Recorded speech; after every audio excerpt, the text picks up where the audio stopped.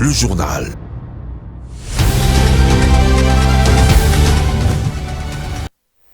Le point sur l'actualité, mesdames et messieurs, bonsoir et bienvenue dans cette nouvelle session d'information sur Mondico Télévision. La délégation de l'agence congolaise de presse ACP, conduite par son directeur général bienvenu Marie Bakoumania, qui séjourne en Belgique, a été reçue le jeudi 6 avril 2023 à Bruxelles par l'ambassadeur de la RDC en Belgique. Le diplomate congolais a promis de soutenir l'agence congolaise de presse. Suivez.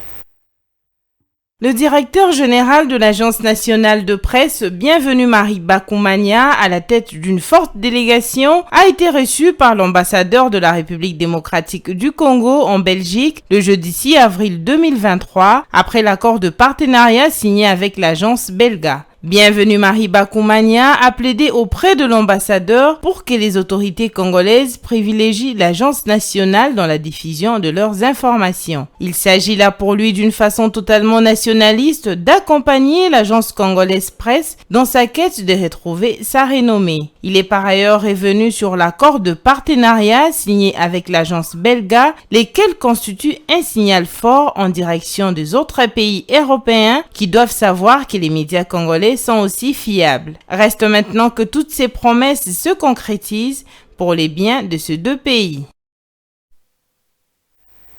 Puisqu'on parle d'un accord de partenariat, sachez-le très bien que l'agence congolaise de presse ACP et l'agence Belga ont établi un partenariat qui offre aux deux parties le droit d'accès et de publication du contenu de l'autre agence. Cette attente résolue d'un accord signé au siège de l'agence Belga à Bruxelles par le directeur de l'ACP, bienvenue Marie Bakoumania, et le président du conseil d'administration de Belga, Patrick Lacroix. Retour en image.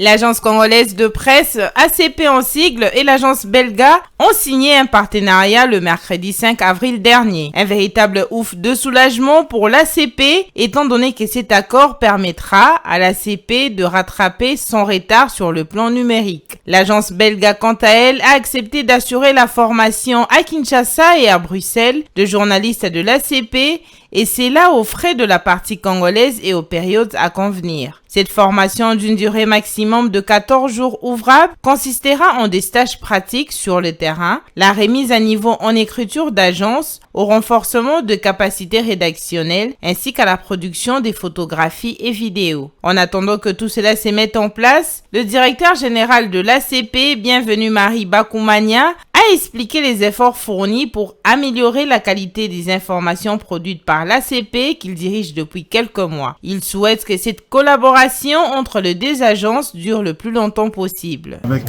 l'agence belge Belga, l'agence congolaise de presse va désormais échanger des contenus textes, des contenus vidéo, des contenus photos, des contenus infographiques.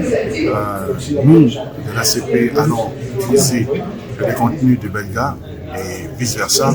Belga va utiliser également les contenus de l'ACP. Maintenant, nous allons donner la possibilité aux Congolais, à travers l'ACP, de raconter l'histoire de leur pays, des événements qui se passent chez nous, par nous-mêmes, par notre agence nationale.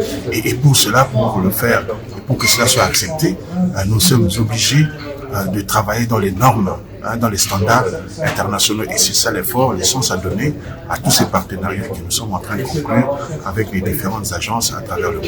Le président du conseil d'administration de Belga s'est naturellement réjoui de la signature de cet accord, puisqu'il va permettre de servir les clients médias de Belga. L'accord qu'on vient de signer il y a quelques minutes consiste dans 3 volets concrets. Premier volet, c'est un échange de contenu à titre gratuit pour utiliser pour nos clients médias, pour nos clients institutionnels et ambassades. C'est-à-dire que tous les textes, les vidéos et les photos qu'on produit à la rédaction de Belga et d'ACP vont être interchangés. Donc on se donne la possibilité de baser notre actualité sur base de la production de l'autrui. Donc ça c'est une première piste très importante pour nous. Deuxième piste, c'est effectivement une collaboration au niveau de formation mutuelle et on va vous inviter et vos collaborateurs ici à Bruxelles afin d'échanger nos connaissances.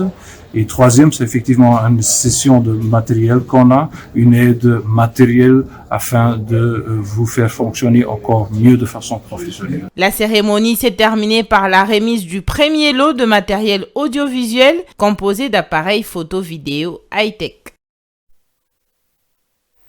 Dans un autre registre, leader dans les marchés des assurances en République démocratique du Congo, Rossure reste très proche de sa clientèle à laquelle toutes les garanties sont accordées pour toutes les catégories de services. Désormais partenaire de Mondico Télévision et d'autres filiales de Mondico Holding, une équipe de cette agence est descendue sur le terrain pour une visite de travail avec la direction de ces sociétés diversifiées. Monsieur, bienvenue du Koba, responsable de l'agence Rossure de la commune de Bandalungwa, a bien voulu répondre à quelques questions de la rédaction à l'issue de cette visite. Suivez.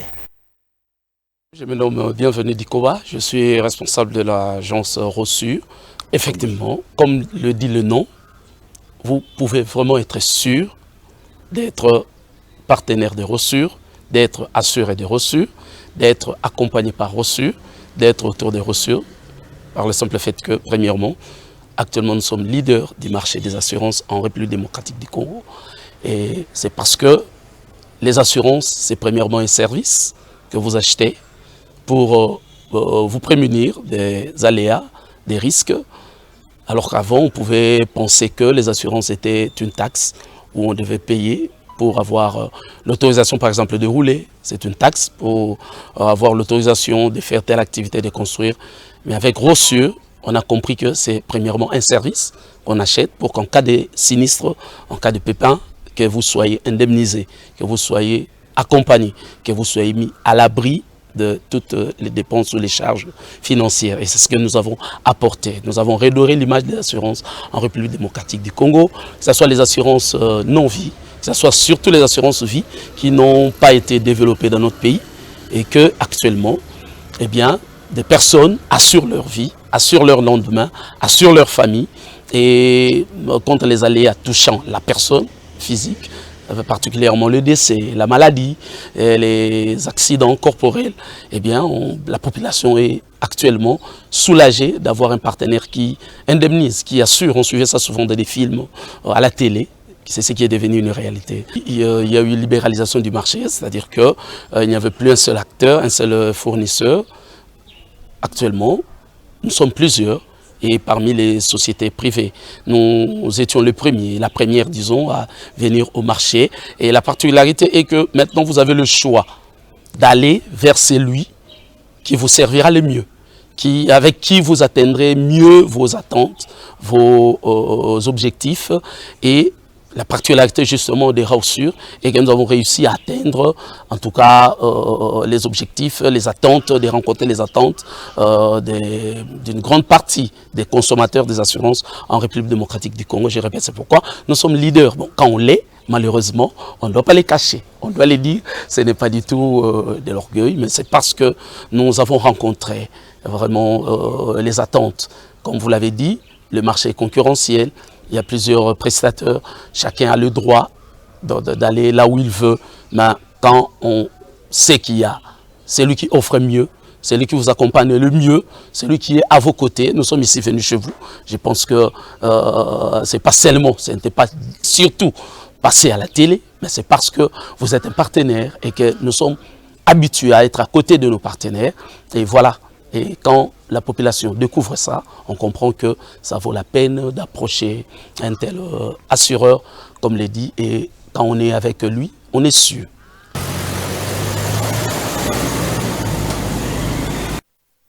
Parlons autre chose à présent. Plusieurs fidèles kumbanguistes sont descendus dans les rues de Kinshasa en partance pour leur quartier général situé sur l'avenue Sayo dans la commune de Kasavubu afin de commémorer le combat de Simon Kimbangu et de la conscience africaine le jeudi 6 avril, une journée déclarée fériée sur toute l'étendue de la République démocratique du Congo. Regardez.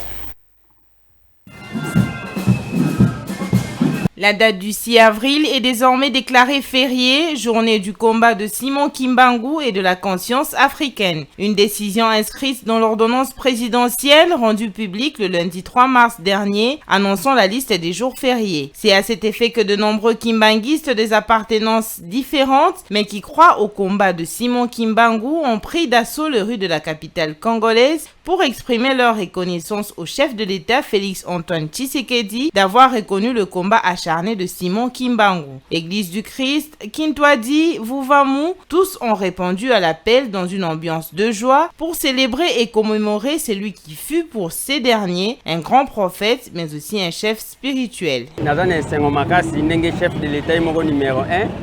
Je suis contente de l'initiative du chef de l'État concernant cette journée parce que c'est un grand jour pour nous et aussi un grand jour pour Papa Simon Kimbangu. Nous devons aller travailler mais nous ne l'avons pas fait afin que nous puissions nous réunir tous ensemble. Rappelons que Simon Kimbangu est un prédicateur et un précurseur de la lutte pour l'indépendance. Il est à la base de 1921 d'un mouvement religieux qui deviendra plus tard le kimbanguisme. Depuis 2001, Simon Kimbangu Kiangani, fils de Salomon Dialungana Kiangani, est maintenant le chef spirituel et le représentant légal de l'église kimbanguiste. D'une confession à une autre, à l'occasion de la Semaine Sainte, la paroisse Assomption de Marie a célébré la messe de jeudi saint qui lance le Triduum pascal, une célébration qui rappelle le dernier repas du Christ au cours duquel Jésus institue l'Eucharistie et lave le pied de ses disciples, symbole d'humilité. Reportage d'Evie Tempans. C'est par une prière d'ouverture faite par le père Théophile Moussoba, curé de la paroisse Assomption de Marie, que cette messe de jeudi saint a commencé avec une joie immense. S'en est suivi des Gloria, moment auquel le fidèle de Jésus-Christ le glorifie à travers un cantique que propose la chorale. Juste après ces instants de la gloire et louange au Seigneur, l'heure était arrivée à la première et deuxième lecture qui ont été tirées du livre d'Exode 12, verset 1, montrant l'amour de Dieu envers son peuple. Au moment de l'évangile qui est tiré du livre de Jean chapitre 13 versets 1 à 15, le prêtre a fait savoir que Jésus-Christ notre Seigneur institue l'Eucharistie en disant que prenez, mangez-en tous, ceci est mon corps livré pour vous, ceci est mon sang, buvez-en tous. Vous ferez cela en mémoire de moi. En livrant son corps et son sang pour nous, le Christ nous enseigne l'amour. Souvenons-nous de cette phrase de l'Évangile. Il n'y a pas de plus grand amour que de donner sa vie pour les autres. Et Jésus a donné sa vie pour nous et donc il nous a montré son amour envers nous, a conclu les prêtres. Juste après l'homélie, les célébrants du jour a procédé au lavement de pieds de quelques fidèles, symbole d'humilité que Jésus-Christ nous a laissé, et la messe s'est poursuivie normalement pour finir à l'adoration.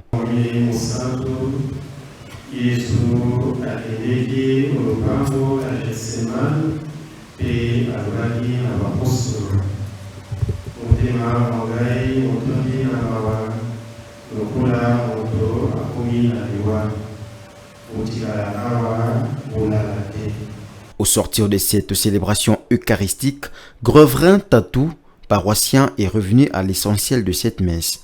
Nous venons de prendre part à cette messe qui est très importante pour nous. Et concernant le jeudi saint d'aujourd'hui, ce que nous pouvons retenir, c'est que Jésus-Christ nous a montré tout simplement les signes de l'humilité, car on s'est fait serviteur des autres. Puis là, il a créé tout simplement l'Eucharistie. Et puis, il y a aussi le sang, donc son sang qui s'est transformé bien évidemment en vin pour permettre à tous les chrétiens de faire quoi? De se souvenir à plusieurs repas sans arrêt de lui, afin que nous puissions témoigner sa volonté, nous puissions témoigner ses bienfaits incessamment. Donc, ce que nous pouvons retenir aussi, c'est que aujourd'hui, est une journée très importante pour nous les chrétiens, car il y a eu aussi la festivité pour les prêtres, donc les prêtres catholiques. Donc aujourd'hui, ils se rappellent bien évidemment de leur jour de sacerdoce encore de l'ordination. Donc c'est la fête aussi pour eux. Et nous qui sommes chrétiens, nous cherchons toujours des voies et moyens pour pouvoir suivre les traces de Jésus-Christ à travers la parole de Dieu et à travers aussi le prêtre de notre Église catholique, bien sûr. Il s'y est de rappeler que le prêtre célèbre leur anniversaire sacerdotal et d'ordination en ces jours, car c'est le jour où Jésus-Christ a créé l'Eucharistie et la semaine sainte continue jusqu'au dimanche. Parlons à présent de la lutte contre l'insalubrité dans la commune de Silembao, ce qui est l'objectif principal de Maître Mathias Wumumu et son adjoint Claudien Moïnagbawa. Dans cette optique, le vice a effectué une descente le week-end dernier dans plusieurs coins de sa juridiction où il a appelé la population au respect du Salongo chaque samedi. Rose Kindela et Vite Panzou pour plus de détails. Samedi, journée réservée au Salongo sur toute l'étendue de la ville-province de Kinshasa, dans le cadre de l'opération Kinshasa Bopeto, lancée par le gouverneur Jantini Ngobila. Face à cet impératif, le bourgmestre adjoint de Selembao, Claudien Moïnagbawa, a sensibilisé ses administrés le samedi 1er avril 2023 afin de prendre en considération cette initiative et rendre très salubre leur environnement. Claudien Moïnagbawa a fait le tour du marché Selembao et Upen où il a interpellé les propriétaires de boulangeries à canaliser les eaux de pluie provenant de leur toiture afin que les avenues ne soient plus inondées après les averses. Vers l'UPN, le numéro 2 s'est improvisé agent de régulation de la circulation routière pour décongestionner la voie envahie par le motard et de taxibus. Un des habitants n'a pas pu se contenir.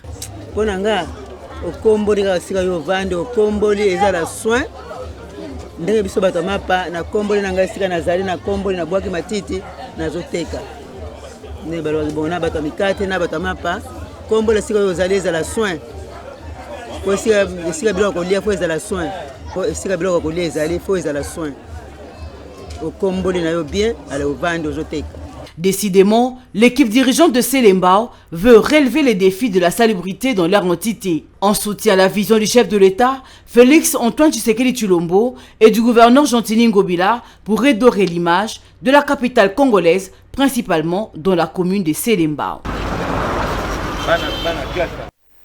Le tricycle d'origine indienne communément appelé Moto-Gizzi à Kinshasa prolifère dans la capitale congolaise. Ces véhicules à 3 pneus ont apporté un coup de pouce aux besoins de transport en commun à Kinshasa. Les quartiers périphériques sont le mieux servis par ces engins, très prisés par le Kinois face aux embouteillages. Suivez ces reportages. Kapela au centre-est de Kinshasa, ce quartier de Kalamu est desservi par plusieurs moyens de transport. Mais le plus prisé, c'est le tricycle appelé ici Moto-Gizzi. Ces petits véhicules sont très appréciés par les conducteurs. Ils sont plus rentables puisqu'ils consomment moins de carburant. Plamedi Makabi préfère travailler comme chauffeur qu'employé dans une compagnie. Le travaux des compagnies de chez nous, si nous voulons suivre leur salaire, c'est comme si nous ne ferons rien. C'est pourquoi la moto 3 pneus nous aide beaucoup à prendre en charge les enfants et à payer les loyers. Grand problème, les mauvais états de la route et les tracasseries des différents services qui font payer le taxe. Nous sommes fatigués de... Le tricycle est une moto à 3 pneus avec un toit en capot et sans portière. Son moteur est identique à celui des 2 roues. Conçu pour 4 personnes, dont les chauffeurs et 3 clients à l'arrière, l'imagination débordante des Kinois lui offre désormais 6 places. Des passagers supplémentaires se sont ajoutés à côté du conducteur comme sur les sièges arrière. Raïs Kabanga est chauffeur sur le tronçon Kapela et 12e rue Limité. Il aime son engin. Il a un avantage et puis c'est une bonne moto. C'est bien protégé, tu roules très à l'aise. Il n'y a pas moyen que tu sois sous le soleil par rapport aux motos à 2 roues. Avec les minibus, il y a l'embouteillage, il y a beaucoup de choses. Mais moi, dans ma vie, j'ai opté pour la moto à 3 pneus. C'est une moto qui fait très bien les transports en commun, même s'il y a la tracasserie, mais on roule très à l'aise. Les habitants de plusieurs quartiers périphériques de Kinshasa raffolent ces nouveaux moyens de transport. Le prix de sa course est faible comparé à la moto à 2 roues et même au taxi. Le tricycle ne tient pas compte des embouteillages que connaît Kinshasa. Je prends la moto à 3 pneus pour le manque de transport, c'est devenu trop cher. Ça nous aide énormément. De plus en plus, ces engins sont devenus les chouchous de la population quinoise. Oscar Ntamani trouve que le 3 pneus est plus rapide, surtout dans les endroits où les routes sont défectueuses. Pour moi, je trouve qu'elle est rapide et c'est avantageux. Ces tronçons a plus de bus que les taxis et ces bus ont leur destination et il faut payer avant de monter. Avec les tricycles, on n'exige pas de l'argent avant de monter. Tu montes d'abord et tu vas payer quand tu vas descendre et puis tu pars. Comme les tronçons aussi est court, ça nous aide beaucoup. Bien que très rentable pour les conducteurs et avantageux pour les clients, le tricycle pose un petit problème d'équilibre. Il se renverse très facilement en cas de mauvais dépassement ou à très grande vitesse. Toujours en société, la viande de brousse est devenue un produit de luxe à Kinshasa. Elle se vend de plus en plus cher sur le marché de la capitale et elle est aussi au cœur de discussions pour son interdiction sur le défenseur de l'environnement qui lutte contre le braconnage, surtout pour certaines espèces protégées, en dépit de la cherté de cette viande et de la difficulté pour les commerçants à la trouver. Certains consommateurs en veulent toujours. Bijou le monde.